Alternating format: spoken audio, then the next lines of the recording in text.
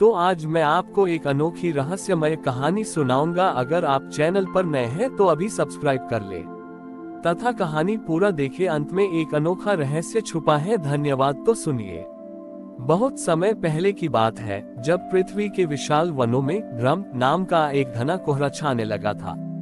यह कोई साधारण कोहरा नहीं था, बल्कि एक अदृश्य यह शक्ति थी जो मनुष्यों की बुद्धि पर पर्दा डाल देती थी। इस भ्रम के कारण लोग अपनों को ही शत्रु समझने लगे थे और सत्य का मार्ग पूरी तरह ओझल हो गया था। ये संकट देख देवराज इंद्र महादेव की शरण में पहुंचे और उनसे इस अंधकार को दूर करने की प्रार्थना की। महादेव उस समय कैलाश की एक नीली झील के तट पर विराजमान थे। उन्होंने अपनी आंखों की कोर से संसार की स्थिति को देखा और मंद मंद मुस्कुराने लगे। उन्होंने इस बार न तो अपना त्रिशूल उठाया और न ही अपना डमरू। शिव जी ने अपनी गोद से एक छोटा सा बीज निकाला और उसे कैलाश की पवित्र मिट्टी में रोपित कर दिया।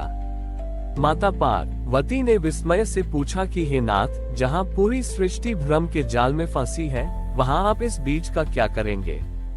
महादेव ने शांत भाव से कहा कि देवी, जब मन मैला हो जाए तो बल नहीं, बोध की आवश्यकता होती है। देखते ही देखते वह बीज एक विशाल वृक्ष में परिवर्तित हो गया, जिसके पत्ते पारदर्शी थे और फल नीलम की तरह चमक रहे थे। इस वृक्ष को महादेव ने विवेक वट का नाम दिया। शिव जी ने पवन देव को आदेश दिया कि वे इस वृक्ष की सुगंध को संसार के कोने कोने तक पहुंचा दें। जैसे ही इस वृक्ष की सुगंध मनुष्यों के पास पहुंची, उनके भीतर का भ्रम छंटने लगा। लेकिन असली चमत्कार तब हुआ जब महादेव ने उस वृक्ष के एक फल को तोड़ा। उस फल के भीतर से प्रकाश की एक किरण निकली, जिसने आकाश में जाकर एक दिव्य दर्पण का रूप ले लिया। जो भी मनुष्य उस दर्पण की ओर देखता, उसे अपना वास्तविक स्वरूप दिखाई देने लगता। लोग देख पा रहे थे कि उनके भीतर जो घृणा और क्रोध है, वह उनका अपना नहीं, बल्कि बाहरी भ्रम है। संसार में धीरे धीरे शांति लौटने लगी। लोग एक दूसरे के गले मिलने लगे और अज्ञान का कोहरा विलीन हो गया। महादेव ने उस वृक्ष को सदा के लिए मानव मन के भीतर स्थापित कर दिया, ताकि भविष्य में कभी भी यदि भ्रम बढ़े तो मनुष्य अपनी आंखें बंद करके अपने भीतर के उस विवेकवट को ढूंढ सके। अंत में महादेव ने संदेश दिया कि संसार का सबसे बड़ा अंधकार बाहर नहीं, बल्कि स्वयं को न पहचान पाने में है। जिस क्षण मनुष्य स्वयं को जान लेता है, उस क्षण साक्षात शिव उसके हृदय में प्रकट हो जाते हैं। कैलाश की वह झील आज भी गवाह है कि महादेव ने बिना किसी युद्ध के केवल बोध और विवेक से पूरे ब्रह्मांड को पुनर्जीवित कर दिया था। विवेक वट के प्रभाव से संसार में शांति तो आ गई थी, लेकिन महादेव जानते थे कि मनुष्य का स्वभाव चंचल है। जब तक अनुभव गहरा न हो, ज्ञान टिकता नहीं है। महादेव ने देखा कि यद्यपि लोगों का भ्रम दूर हो गया था, परंतु अब उनके भीतर एक नया अहंकार जन्म ले रहा था, ज्ञान का अहंकार। लोग स्वयं को दूसरों से अधिक बुद्धिमान समझने लगे थे और विवेक का उपयोग सत्य खोजने के बजाय दूसरों को नीचा दिखाने के लिए करने लगे थे। माता पार्वती ने महादेव से कहा कि हे प्रभु, जिस विवेक वट को आपने बोध के लिए लगाया था, अब मनुष्य उसी की छाया में बैठकर शास्त्रार्थ और विवाद कर रहे हैं। उनके मन में प्रेम के स्थान पर तरक ने ले ली है। महादेव ने शांत भाव से सुना और अपनी जटाओं से राख की एक चुटकी निकाली और उसे हवा में उड़ा दिया। वह राख उड़ती हुई उस दिव्य दर्पण और विवेक वट के चारों ओर एक सूक्ष्म राख की परत की तरह जम गई। अचानक वह पारदर्शी वृक्ष और दिव्य दर्पण धुंधले हो गए।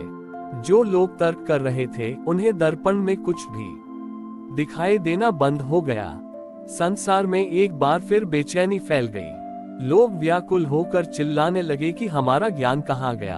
महादेव तब एक साधारण चरवाहे का रूप धारण कर उनके बीच पहुंचे। उन्होंने देखा कि बड़े बड़े विद्वान उस धुंधले दर्पण को साफ करने की कोशिश कर रहे थे, लेकिन वह और भी गंदा होता जा रहा था। महादेव ने एक बालक के समान सरल स्वर में कहा कि इसे कपड़े या जल से साफ नहीं किया जा सकता, इसे केवल भक्ति के आंसुओं से ही धोया जा सकता है।